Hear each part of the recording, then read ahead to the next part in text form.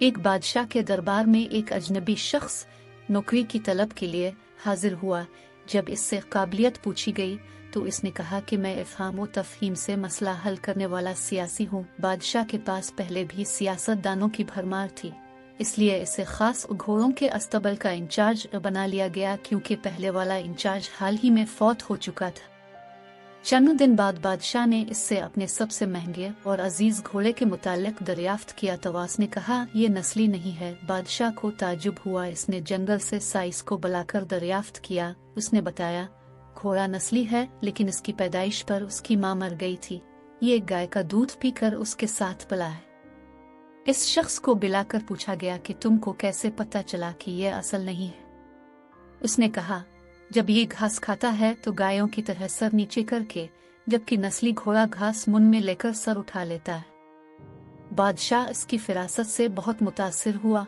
मसाल के घर अनाज, घी, भुने दुम्बे और परिंदों का आला गोश्त बतौर इनाम भिजवाया।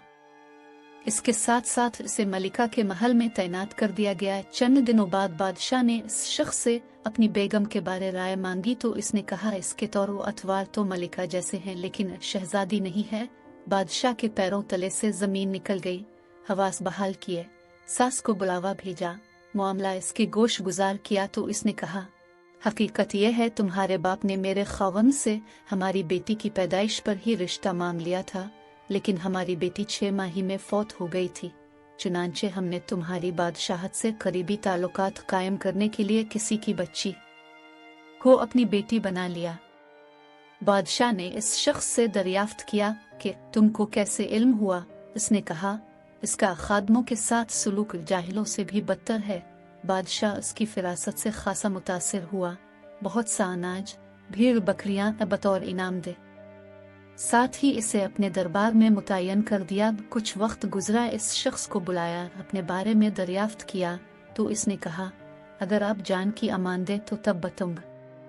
बादशाह ने वदा किया और कहा, तुम्हें कुछ नहीं होगा। उसने कहा, ना तो तुम बादशाहजादे हो, ना तुम्हारा चलन बादशाहों वाला है। बादशाह को ताव आया, मगर जान की अमान दे चुका था। सीधा वालिदा के महल पहुंचा। वालिदा ने कहा, यह सच है, तुम एक चरवाहे के बेटे हो, हमारी औलाद नहीं थी तो तुम्हें लेकर पाला। बादशाह ने इस शख्स को बुलाकर पूछा, बता तुझे कैसे इल्म हुआ? उसने कहा, बादशाह, जब किसी को इनाम व इकराम दिया करते हैं तो वह हीरे मोती जवाहरात की शक्ल में देते हैं, लेकिन आप भीड़ बकरियां खाने पीने की चीजें इनायत करते हैं। ये उसलूब बादशाहजादे का नहीं, किसी चरवाहे के बेटे का ही हो सकता है। आदतें नस्लों का पता देती है। आदात, अखलाक और तर्ज अमल खून और नस्ल दोनों की पहचान करा देते हैं।